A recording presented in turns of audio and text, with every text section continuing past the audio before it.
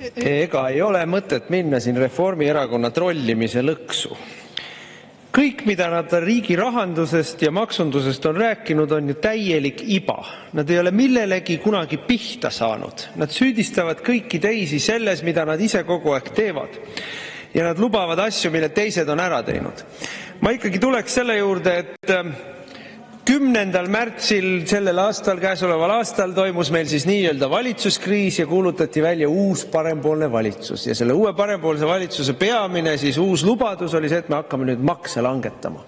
Ja maksude langetamist, loomulikult, kui me nüüd küsime konkreetselt, et mis makse, siis väga ei tule midagi.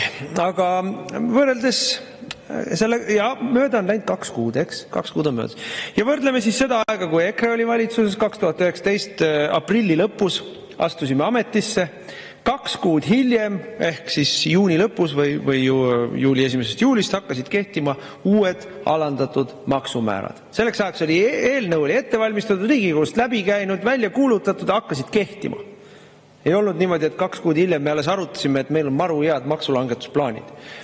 Ja see oli väga loogiliselt läbimõeldud kõik. Antud eelnõu räägib aktsiisilangetustest, eelkõige aktsiisilangetustest.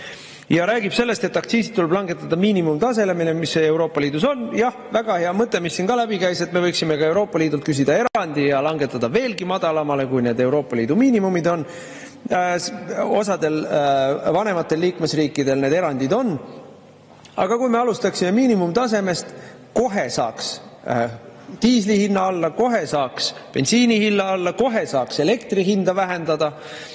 Ja meie enda kogemus, Eesti enda reaalne kogemus lähiminevikust ütleb, et sellistel maksulangetustel on punkt 1 majandusele positiivne mõju.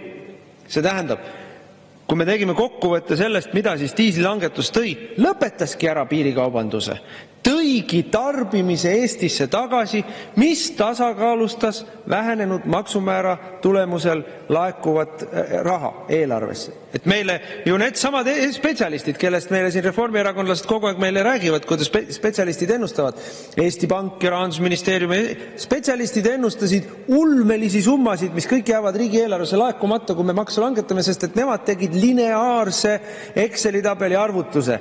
Kui me langetame, praegu on tarbimine selline, kui me langetame nii palju, siis täpselt selle proportsiooni võrra hakkab maksu vähem laekuma. Ei ole ju nii. Päris majandus nii ei käitu, ettevõtjad nii ei käitu, inimesed nii ei käitu. Tuligi tarbimine Eestisse, laekumine suurenenud tarbimise võrra. Samal ajal ettevõtete kulud vähenesid, nad said oma hindasid alandada, nii siseturul kui välisturul muutusid konkurentsivõimeliseks. Tulemuseks oli see, et nende käive suurenes ja ainuüksi käibemaksu laekumise suurenemise võrra tasandati ära aktsiisimaksu laekumise vähenemine. Plussis olime. Loomulikult mitte üleöö, aga plussis olime põhimõtteliselt vähem kui aastaga. Head kolleegid, härra Sõerd ja alkoholiaktsiisist on veel parem näide. Kõik rääkisid meile, ei ole võimalik langetada, see toob riigieelarvesse ainult suure augu ja eestlased hakkavad jooma. Kõik oli vale, mida rääkisid meile need nii-öelda spetsialistid, rahandusspetsialistist alades ja nii-öelda tervisespetsialistidega lõpetades. Kõik oli vale. Unustage ära meile nii-öelda spetsialistide jutt, olete kõigega pange pandrefikad. Tuletame nüüd meelde, mida te tegite, kui te tõite meile see käibemaksu tõstmise eelnõud. Oi, riigil on raha vaja, kuskilt peab ju raha tulema. Nii, panite meile eelarvesse kirja või ütleme kõigepealt eelnõusse kirja ja siis eelarvesse kirja mingisugused 100 miljonid, mis maksulaekumine pidi tooma. Ei toonud. Seepärast, et majandus ei käitu lineaarselt. Ettevõtjad ei käitu lineaarselt. Ei tulnud seda raha, mida te kirja panite oma eelnõudesse. Seepärast, et te olete lollid.